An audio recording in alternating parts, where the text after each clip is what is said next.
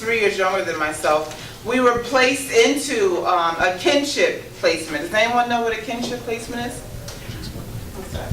No, I was saying, could you explain again? Oh, okay, I thought she was nodding her head. Oh, yeah, that's, like you're put basically with family of Yes. some sort, even though if you don't know them or not. I'm so glad you mentioned that point. Even though you don't know them, right? So, as I said, myself and my brother were placed into foster care, into a kinship scenario. So, we went to live with my aunt and my uncle that live in Oneonta, New York. I don't know if anyone's familiar with that area. Well, it's really Sydney Center, but it's half an hour from Oneonta. No one ever knows or heard about Sydney Center, so I just referenced Oneonta. So, we went to live with them. We had never met them before.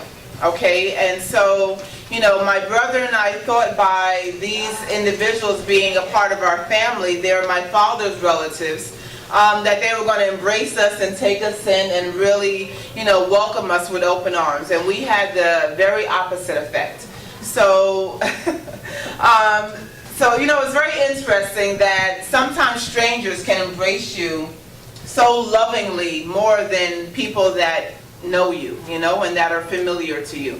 And so we went into this home and, you know, I was told to my face, point blank, you know, you are not a part of this family, you are not your father's daughter because you were adopted. And so they made it very clear, if I hadn't known it already, that I was adopted and not really blood related to anyone in this family, my father's niece made it very clear to me at that point that, you know, this is a situation, you know, this is a charity situation basically that you're in and you're lucky to be here, you know, and so that was kind of the dynamic.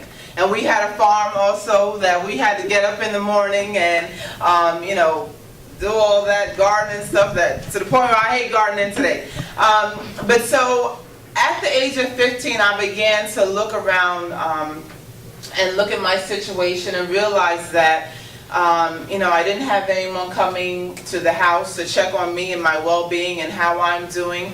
I had no one coming there to ask how I was doing in school or how things were going in the home. My brother and I hated it.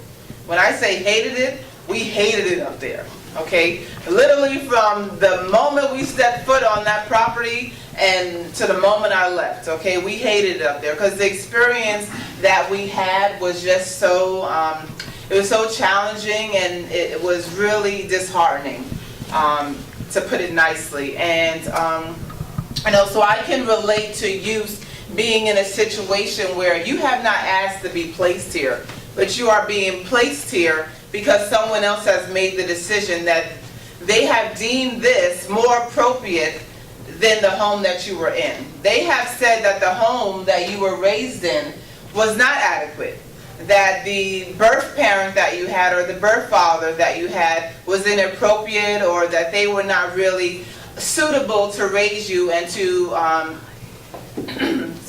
to fulfill their duties as a parent.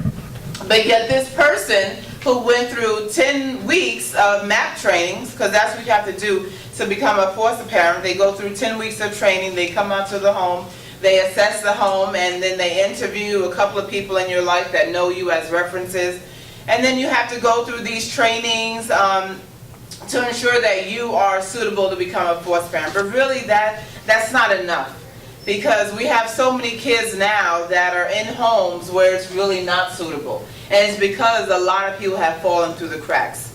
And so myself as a person that has gone through the system, I've lived in the shoes of the youth that I've advocated for, okay? And Doran has been a foster and adoptive parent. She took in her nephews and then began to take another young boys into her foster home.